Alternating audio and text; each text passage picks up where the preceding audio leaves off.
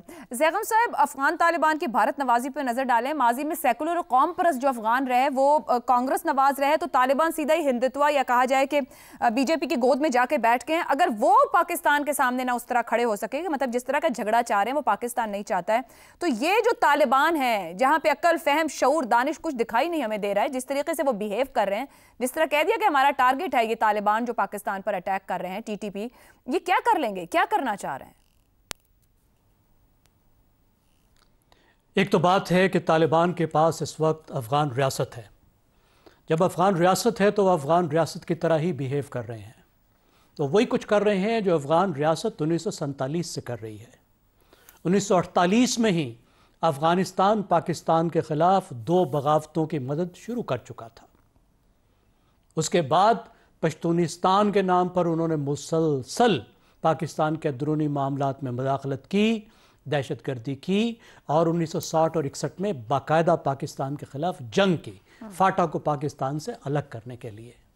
اور 1974 میں پاکستان میں ایک بغاوت کو سپورٹ کیا، بلکہ اس بغاوت کو شروع کیا، اس کی میزبانی کی. تو یہ وہ کام ہے جو مسلسل افغان ریاست کر رہی ہے، جس کو یہ جمہوری دور کہتے ہیں. اس میں بھی یہ چل رہا تھا. اور 1974 کے بعد پھر پاکستان کو بھی جوابی طور پر افغانستان میں انٹرفیرنس کرنی پڑی. تو ابھی آپ دیکھ رہے ہیں جو ان کا سب سے بڑا شکوہ تھا، وہ کہتے تھے افغانستان میں پاکستان مداخلت کرتا ہے، پاکستان مداخلت کرتا ہے. گزشتہ 4 سال میں پاکستان نے کوئی مداخلت نہیں کی. لیکن جس طرح 1947 سے 1974 تک پاکستان نے کوئی مداخلت نہیں کی تھی، لیکن افغانستان مسلسل پراکسی وارز کر رہا تھا.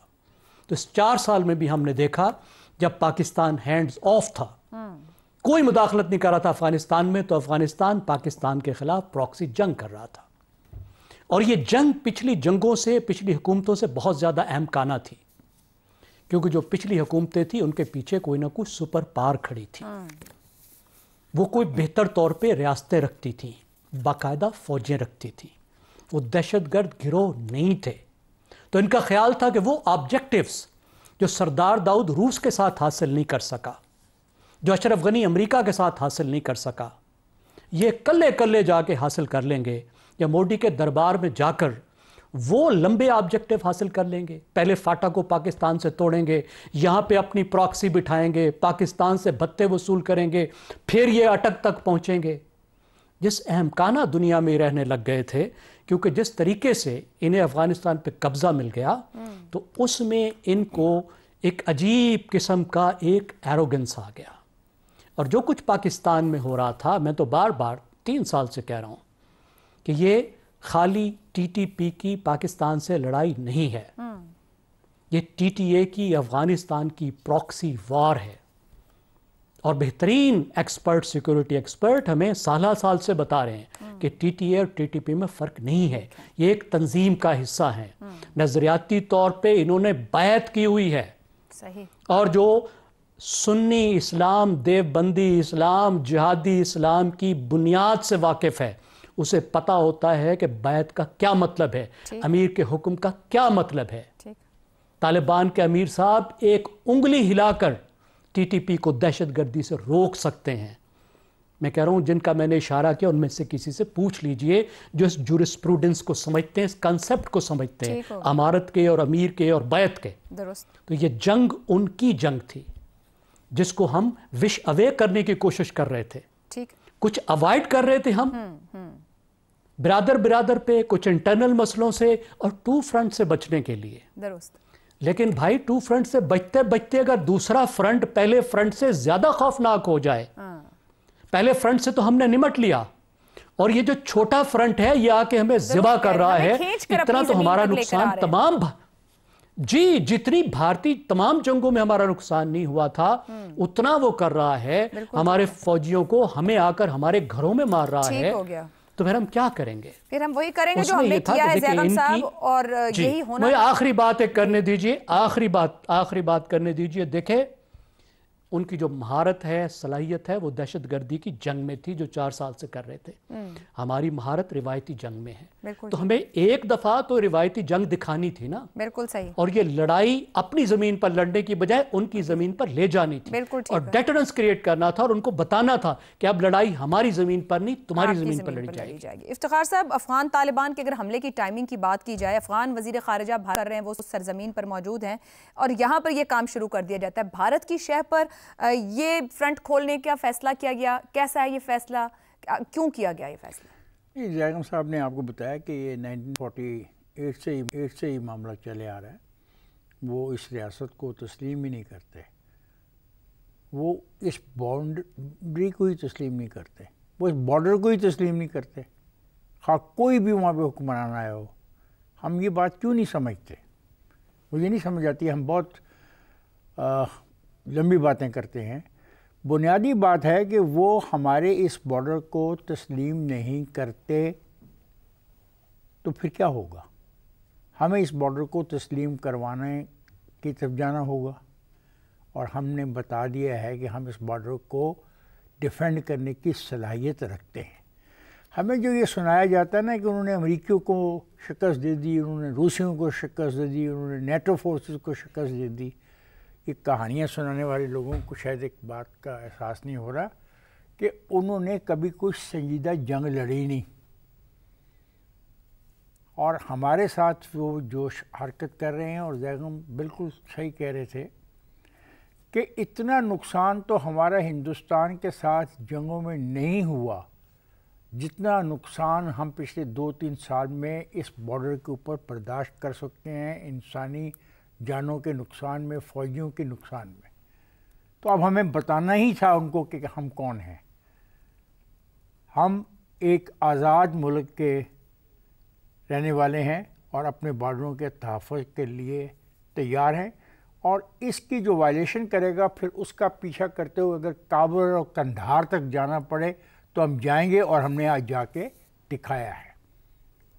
اور اگر ان کا خیال ہے، ایک دوست کا خیال ہے کہ 2 فرنٹس کے اوپر نہیں جنگ لڑی جا سکتی، ہاں مشکل ہے، سوچنا چاہیے، قابل توجہ ہے یہ سوچ بھی، لیکن جو نقصان یہاں ہمیں مل رہا ہے تو کیا ہم ان کو اٹک تک آنے دیں کہ ہمارا ایک بارڈر بچا رہے اور دوسرے بارڈر میں اگر وہ اٹک تک آنا چاہے تو ہم ان کو آنے دیں؟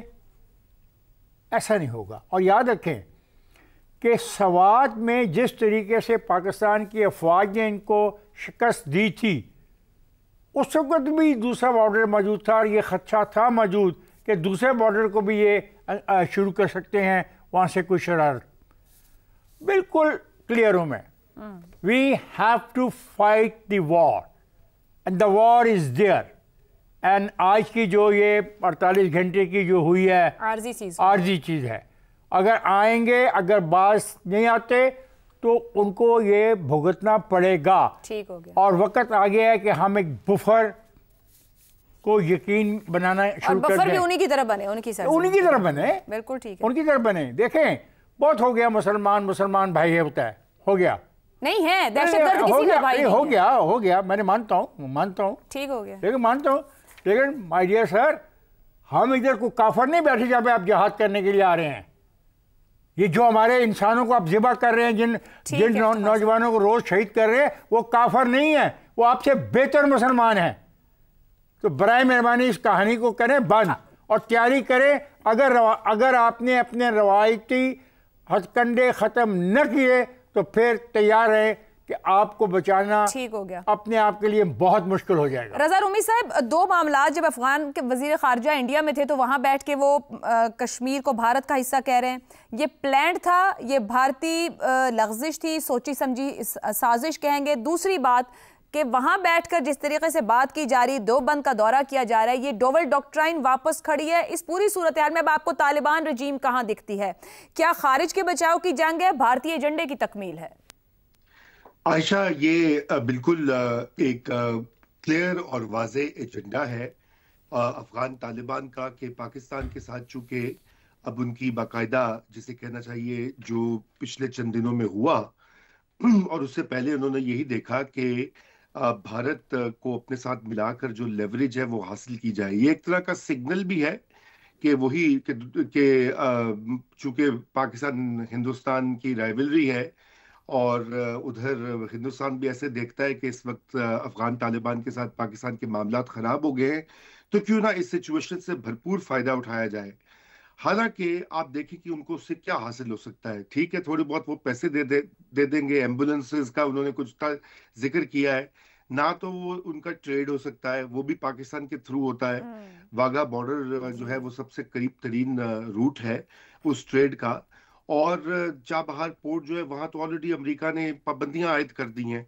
चुनाचे कोई हकीकी किस्म का ताउन मुमकिन नहीं है, मां सिवाय ये कि एक सिग्नल दिया जाए, एक मैसेजिंग दी जाए पाकिस्तान को। और हिंदुस्तान की तो हमेशा से ये स्ट्रेटजी रही है कि मगरबी बॉर्डर जो है पाकिस्तान का वो गर्म रहे और वहां पर जो वहां से हमले हों, ताकि ईस्टर्न बॉर्डर जो है उससे उसको मौका मिल जाए कोई भी कार्रवाई करने का।